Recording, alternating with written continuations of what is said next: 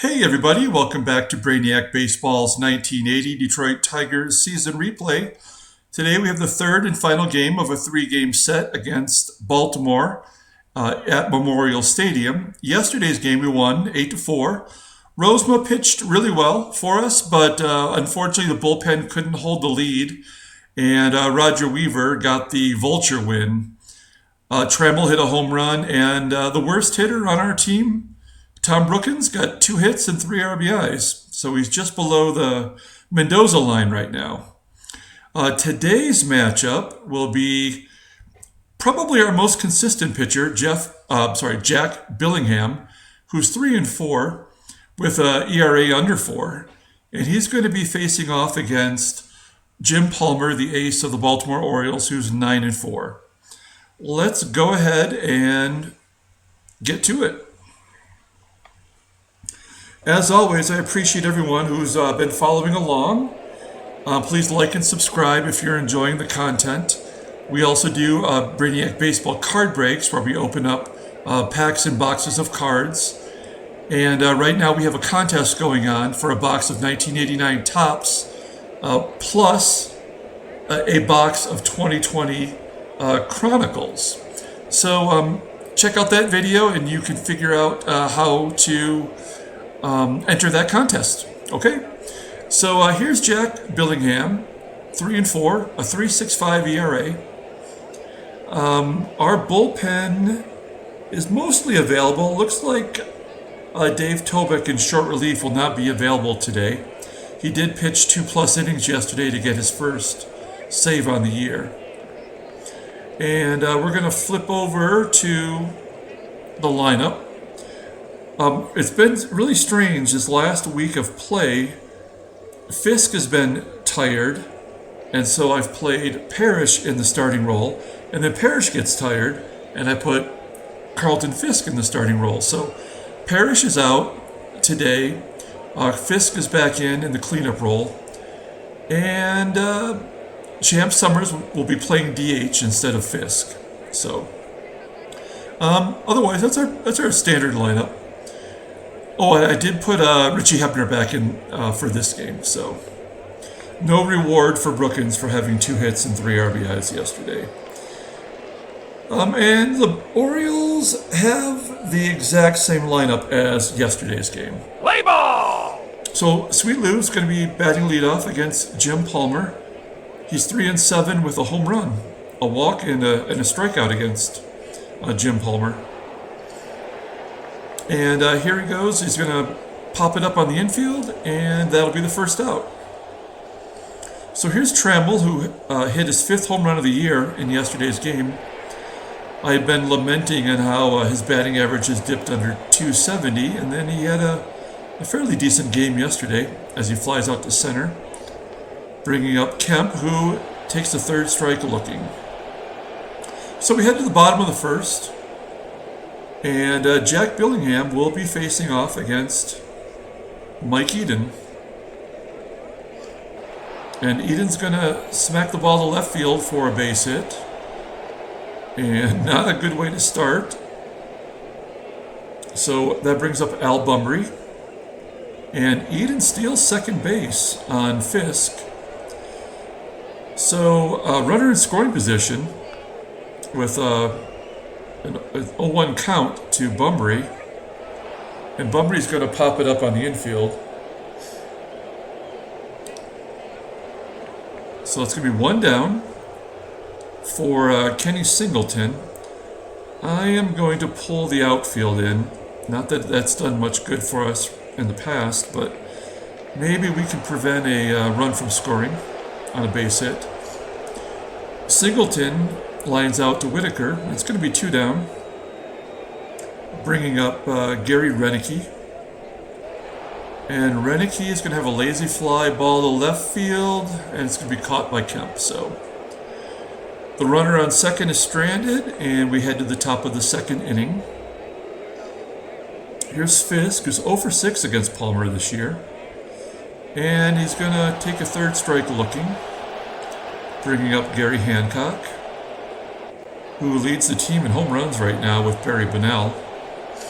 Hancock is safe at first on an error. He was on base 3 times in the first game on an error. So he's got the magic touch as the first baseman, Crowley, commits an error. So, you know what? I'm going to let Barry Bonnell swing away. He's 3 for 7 against Palmer. And he's going to send a lazy fly ball out to right field. And that'll be 2 down. So here's Champ Summers with 2 outs. And he's going to flip it into left center field. And it falls in for a base hit. Hancock takes an extra bag to third. And it's first and third for JT. You could use a timely base hit right here. Instead, Thompson's going to ground it to third, and that'll be the final out. So we head to the bottom of the second, and Doug DeCinces is leading off. And he's going to pop it out on the infield. I like the fact that the Orioles' uniforms for this game are the orange and black. The first 2 games of the series, it's been the all-white uniforms. Crowley grounds it to second. That's going to be 2 down, bringing up Borgman. And Borgman's going to ground it to Hebner. And that'll be the 3rd out. So, top of the 3rd, here's Richie Hebner, had the day off yesterday. And he's going to send a lazy fly ball to right. And we're back to the top of the lineup with Sweet Lou. Lou grounds it back to Palmer, and that'll be the 2nd out. And that's going to be Trammell with 2 down. He takes a walk. I'm going to have Trammell attempt to steal to get into scoring position for Kemp. And Trammell is successful stealing. So runner in scoring position for Kemp, who's our best RBI guy so far, and he doesn't even take the bat off his shoulder. So it's 3 Ks for Palmer. They've all been looking. So bottom of 3rd, here's Billingham facing Phil Garner. Garner's going to hit it down the right field line and get a double out of that. So we're going to pull the outfield in and try to prevent a run from scoring on a base hit. Concepcion's going to ground it to second. Garner advances to third. And back to the top of the lineup. I'm going to pull the infield in now. This is probably going to be a tough game to get runs. Mike Eden's going to ground it to first, and they go home to get the runner. So we keep the run off the board. And that's going to bring up Al Bumry. We're going to guard the lines to prevent any extra base hits. And it's going to be an infield hit to first. So it's 3 hits for Baltimore. And that's going to bring up Kenny Singleton, switch hitter. He's batting .252 versus righties. And he's going to walk. So now the bases are loaded for the cleanup hitter, Renicky. Renicky's only got 1 home run on the year, so I'm not overly concerned about that, and he is batting .239, so we just have to let it play out. And he's going to pop it up to short center field, and that'll be the 3rd out. So we get out of that inning with the bases loaded, and we're heading to the top of the 4th. So Carlton Fisk leading off. And he goes down swinging. That's 4 Ks for Palmer. Hancock steps to the plate, and he's going to ground it to short. So we've only got 1 hit off of Palmer so far, as Barry Bonnell flies out to center field. So 1-2-3 inning. Palmer is looking really strong right now. Billingham has... It's only at 51 pitches. So despite that rough inning, oh, there's a home run right there. Doug DeCinces hits it opposite field, gets an Apo Taco. And that's his 10th home run of the year, batting .351. That's impressive. So, Orioles are now on the board, 1-0. Here's Terry Crowley.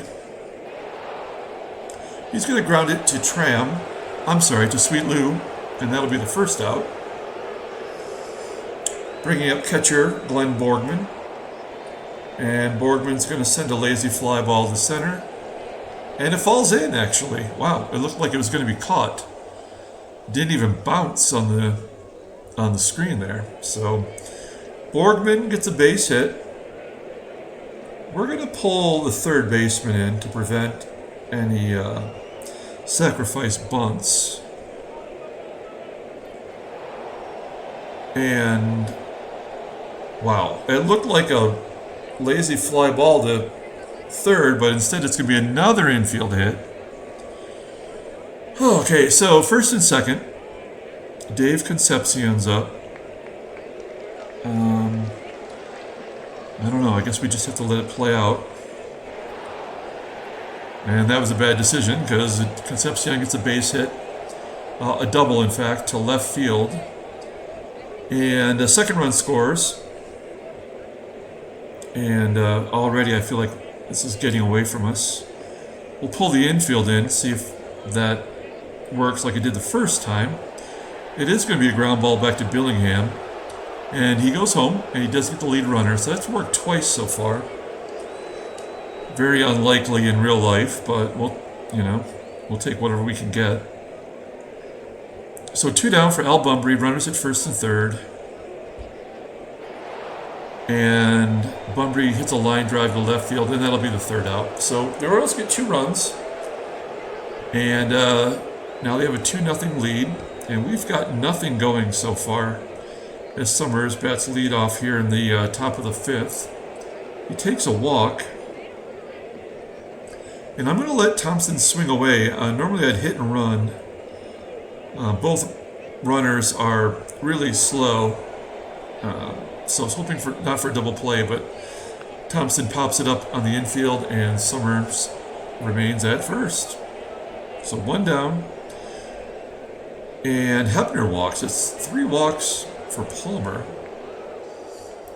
And now we have Lou Whitaker with 2 on and 1 out. And he gets an infield single back to the pitcher, and bases are loaded. So that's 3 infield singles in the first 4+ innings. And we'll take any way we can get on. That's only our second hit of the game. So Trammell with the bases loaded, 1 down. And he is going to hit it to second base. Is that going to be 2? Yep, that's the end of the inning. I was thinking about maybe letting him try to hit a sacrifice fly to get on the board, but we fairly seldom get any opportunities to drive in 2 runs. So that did not pay off, and we head to the bottom of the 5th as Singleton grounds to first. So that brings up Gary Renicky, who's going to pop it up on the infield.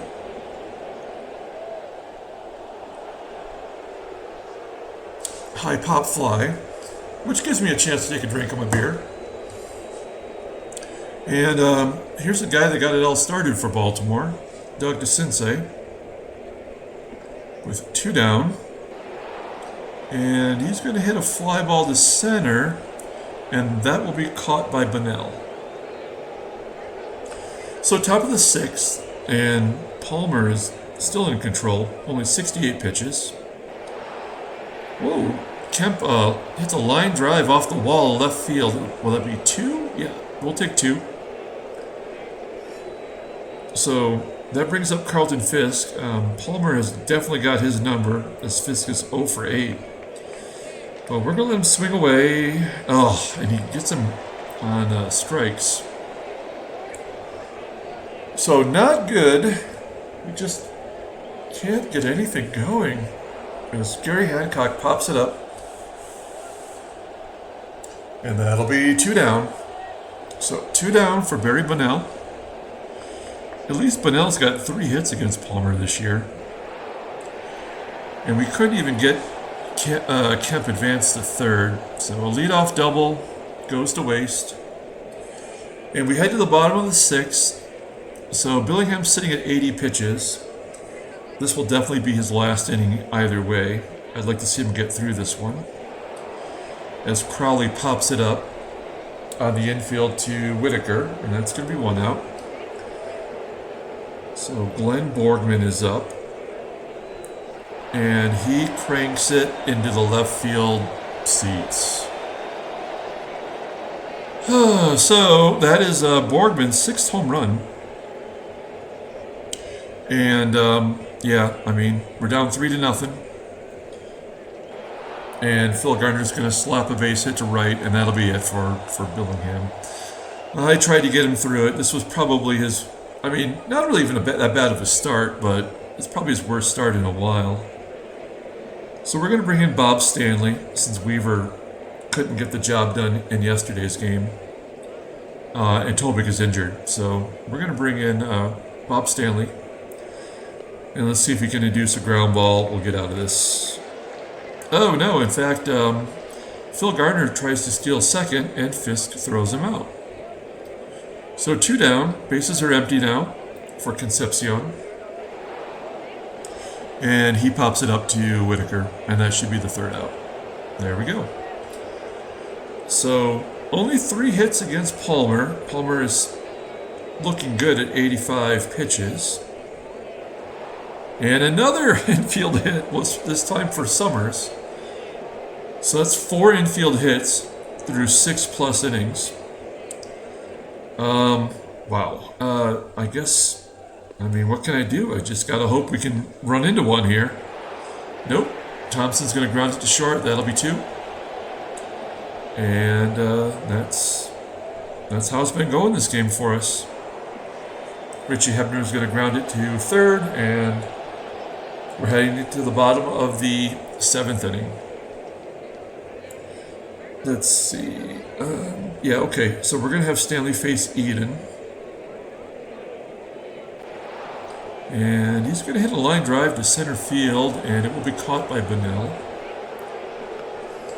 So Bunbury is up, and Bunbury hits righties pretty good. It's batting .302. Not a lot of slugging percentage, so I wouldn't mind giving up a base hit. And that just might be a base hit. Nope, Bunnell catches that one too. Very deceptive. So 2 outs. Singleton comes to the plate. And Singleton will get a base hit to center this time. So that will bring it around to cleanup hitter Gary Renicky. 2 down and a runner at first. And Stanley walks him. Well, now it's going to bring up the team home run leader, DeCinces, with 10. He had one earlier off Billingham, and he's going to bounce it weakly back to the pitcher, and we get out of that inning. So Stanley does his job. That'll be the end of it for him. And the top of the 8th inning, Lou Whitaker leads off, and Whitaker gets hit right in the elbow, it looks like. So we're going to hit and run. We got to get something going here. Tramble's up, and he's going to hit it weakly back to the pitcher. That should move Whitaker to second, which it does. And Kemp, who's 1 for 11 against Palmer with 7 strikeouts. That is about as bad as I've seen. But he gets his revenge with a base hit to the right side. Whitaker scores, and we are on the board, and we're 1 long ball away from tying it up. And now it's time for Fisk to get off the schneid. He's 0 for 9 is what I'm trying to say. Now he's 0 for 10 as he strikes out. So that's a 6K for Palmer, who's sitting at 112 pitches. So let's see if Gary Hancock can run into one. He does hit it pretty well into the right center field gap, but it's going to fall short of the warning track. And that will be the final out of the 8th. So we're going to take out Stanley, who brings his ERA down to 7.48. which is, that's an accomplishment, really. So let's bring in Capizzello. He's been pretty good relief. He's going to face off against Terry Crowley, who is over 2 against him. And Crowley's going to pop it up on the infield to Whitaker. So Capizzello does his job. And now we're going to bring in Roger Weaver, the suckiest sucker of all time. And he gets Borgman to ground it to second base for 2 outs. And here's Phil Gardner. He's going to take a walk, of course.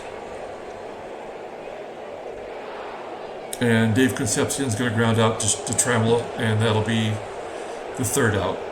So Baltimore has taken out Palmer, going to bring in Tippy Martinez. And Barry Bonnell is going to lead off the inning. So we're down to our final 3 outs as Bonnell lifts one into center field, and that'll be caught.